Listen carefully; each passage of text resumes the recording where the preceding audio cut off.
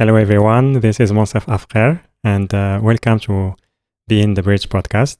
And this new episode is about the states of being from where we take action, and also embracing all aspects of who we are. And when we contemplate, like in our daily life, we witness how we take action and why we take action, and also the reasons, like, because we may find out that many instances where we take action because we are afraid of something, we are afraid of missing out, we want to protect ourselves, and there is, or maybe there is also a lack of trust that things are working out for us. And this can happen especially when things maybe need time to come to fruition, so we can see them in the physical reality. And then what happens is that we try to that aspects of us that is worried. It can be sometimes very strong, but many times it can be in the background, some anxiety that push us to take some actions so we can feel safe. Take a deep breath.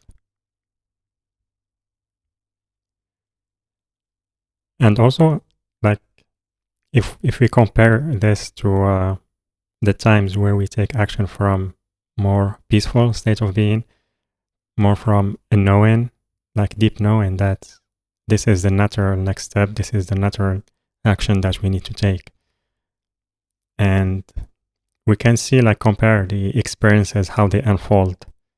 But also sometimes we can take decisions, maybe urgently, or it feels like there is some kind of fear, but it's mostly the body that is maybe warning us of something, and we need to take action to avoid something or protect ourselves. And this can be different from the actions that can come from the situations where anxiety is leading us, or lack of trust, or fear of missing out, or patterns or traumas that we've been holding unconsciously. And here the invitation is not to force ourselves to choose one over the other. This is more about, the invitation is more about connecting to our true nature, and then allow the action that needs to be taken naturally to happen, and to flow. And for that, my perspective about that, how can we approach it, from my own experience, is that we can start by acknowledging and embracing all aspects of ourselves. And I mean all of them, not just the ones that we call positive aspects of ourselves, but also the aspects that we may feel ashamed of, like we keep suppressing. And also there is maybe a part of us, like I mentioned, that is anxious and try so hard to protect us, but at some point it can be exhausting if we let it lead. And also there is the aspects of us that we've been hiding or judging or suppressing because of the collective beliefs, the society, and like how it defines right and wrong. And it can be more like the wild aspects of ourselves, the more like raw and natural human one. And because we have like pre-made definitions on a collective level about what is right and what is wrong, what is good and bad, positive and negative, and many parts of that, because it can be difficult to control. So there is some labels around it that it is bad, and we need to like really control it and hide it. And it can be expressed in different ways. It's not just one way, and it can be different from one person to the other, like how we express it. And here, my invitation is, whenever one aspect come forward, engage with them in a conversation. It's not about telling them this is right or wrong. It's more about listening to them, understanding why they want to take some kind of decisions. And it's more about going deep and understanding behind the veil, behind just the action is the need. And when we start having that conversation and build that relationships with all these aspects and becoming more close and close, and also giving importance to each and every one of them, as each one has their own role in our life.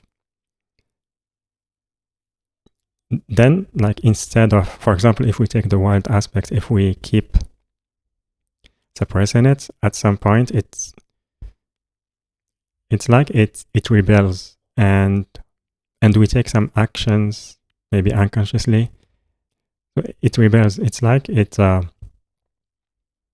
there's like an explosion or something that happens within us. It's like more as a reaction, that reacting action than heart-based action or inspired action. And when we build this relationship with that aspect and with others as well, it's like they start also at the same time listening to us, and we can have discussion about the different options that we have. Do we need to take that action now, or is there a much better option or path that's maybe available now or maybe available in the future? So it's like this conversation with time starts having less and less intensity. It becomes a co-creation, loving co-creation and collaboration. It's like you become friend with all of those. It's like how I see it is like they are your kids, and talking gently with them and discussing about yourself and your life and your choices. Take a deep breath.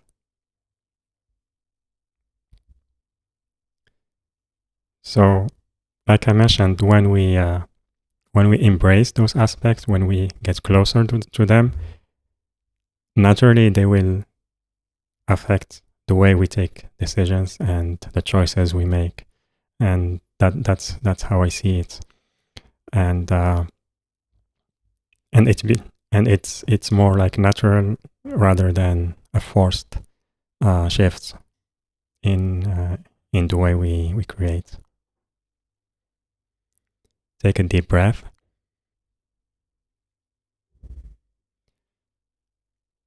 And part of that conversation is when others judge those aspects of ourselves when they come forward. And so it's more about being the first to have this conversation with those with that aspect that comes forward, instead of waiting for others to accept us as we are. Is we start by accepting ourselves and trying to hold a safe space and loving space for those aspects. And then people will see the shift within us with time, and it will be their own decision whether, if it's inspired them to look within themselves as well, to take similar path or maybe take different decisions. But it's their own responsibility, as it's our own responsibility to make our own choices and decisions. So take a deep breath.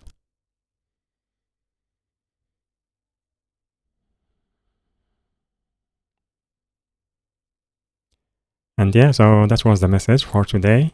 I hope it serves you. If it resonates with you, I invite you to like the video, and also subscribe on YouTube, Spotify, or Apple Podcasts.